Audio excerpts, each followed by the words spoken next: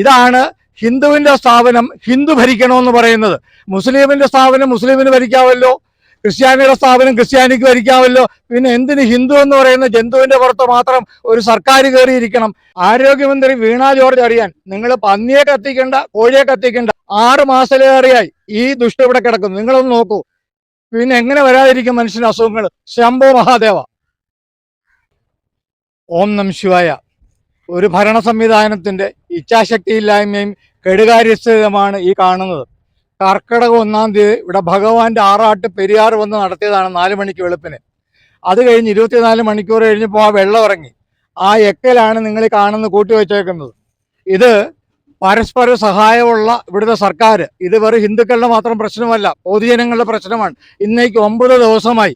ഇത് ആ ഫയർഫോഴ്സിനെ വിളിച്ചു പറഞ്ഞിരുന്നെങ്കിൽ അവർ 2-3 മണിക്കൂർ കൊണ്ട് ഫ്ലഷ് ഔട്ട് ചെയ്ത് തീരേണ്ടതിന് പകരം ഇവിടെ ചെവിത്തോണ്ടി പോലൊരു JCBയും കുറെ ആളുകളോട് നിന്ന് ഈ കാണിക്കുന്നതിന് എന്ത് പറഞ്ഞാൽ വിളിക്കേണ്ടി വരുന്നത്?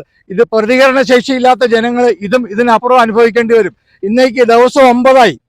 ഇത് ഈ ചെവിക്കായത്തിന് ചുരണ്ടി മാറ്റിയാൽ പോലും നാളെ മഴ പെയ്താൽ ഇവിടെ ആളുകൾ തീട്ടി വീഴും. ലക്ഷക്കണക്കിന് ആളുകൾ കർക്കിടകവാവിന് വരാനുള്ളതാണ്. അത് ഒന്നും കണക്കെടുക്കാതെ ഇതാണ് ഹിന്ദുവിന്റെ സ്ഥാപനം ഹിന്ദു ഭരിക്കണമെന്ന് പറയുന്നത്. മുസ്ലിമിന്റെ സ്ഥാപനം മുസ്ലിമിന് ഭരിക്കാമല്ലോ, ക്രിസ്ത്യാനിയുടെ സ്ഥാപനം ക്രിസ്ത്യാനിക്ക് ഭരിക്കാമല്ലോ. പിന്നെ എന്തിന് ഹിന്ദു എന്ന് പറയുന്ന ജന്തുവിന്റെ പുറത്ത് മാത്രം ഒരു സർക്കാർ കയറിയിരിക്കണം? 6 മാസത്തിലേറെയായി ഈ കാണുന്ന വഴി. അവിടെ മനുഷ്യൻ നടന്നു കഴിഞ്ഞാൽ അവന് H1 വരും. അത് ഇവിടെ നോക്കാൻ ആരുമില്ല. എന്നിട്ട് അവർ പറയുന്ന അവർ പ്രോട്ടോകോൾ അനുസരിച്ച് എഴുതിയിട്ടുണ്ടെന്ന്. ഇവിടുത്തെ അഡ്മിനിസ്ട്രേറ്റീവ് ഓഫീസർ സ്ത്രീയാണ്. അവരെ വിളിച്ചോ പറഞ്ഞ് വേണ്ടതൊക്കെ ചെയ്തിട്ടുണ്ടെന്ന്. അത് നടക്കാതെ വന്നപ്പോൾ ഞാൻ പ്രസിഡന്റിനെ വിളിച്ചു. പ്രസിഡന്റ് പറഞ്ഞു ഇപ്പോൾ തന്നെ ശരിയാക്കാം. ഞാൻ പ്രസിഡന്റിനോട് പറഞ്ഞു, അങ്ങ് ഇപ്പോൾ അരമണിക്കൂറിനുള്ളിൽ വിളിച്ചു കഴിഞ്ഞാൽ അവിടെ ഡിസാസ്റ്റർ മാനേജ്മെന്റിന്റെ മീറ്റിംഗ് നടക്കുകയാണ് കളക്ടറേറ്റിൽ.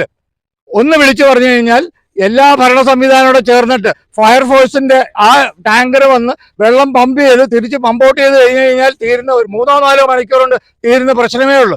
ഇതുപോലെ ലക്ഷക്കണക്കിന് രൂപയൊന്നും മുടക്കേണ്ടി വരില്ല. ഇത് എത്ര ദിവസം എടുക്കുമെന്ന് നോക്കൂ.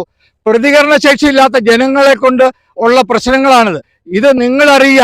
ഭഗവാനെ, എന്തിനാണ് ഈ ചതി ഈ ജനങ്ങളോട് ചെയ്യിക്കുന്നത്? ഓം നം ശിവായ. മുഖ്യമന്ത്രിയാണെങ്കിൽ 24 മണിക്കൂറും 24/7 ജാഗരൂകയായിട്ട് കണ്ണും നട്ടിരിക്കുകയാണ് H1N1 വരാതിരിക്കാൻ. പന്നികളെ കത്തിക്കുന്നു, കോഴികളെ കത്തിക്കുന്നു. ഈ ശിവന്റെ നടക്കലൂടെ ഒന്ന് നടന്നാൽ മതി. H1N1 അന്വേഷിച്ച് വേറെ ലോകത്തെങ്ങും പോകണ്ട. ഈ 6 മാസത്തിലേറെയായി ഇതിവിടെ വന്നിട്ട്.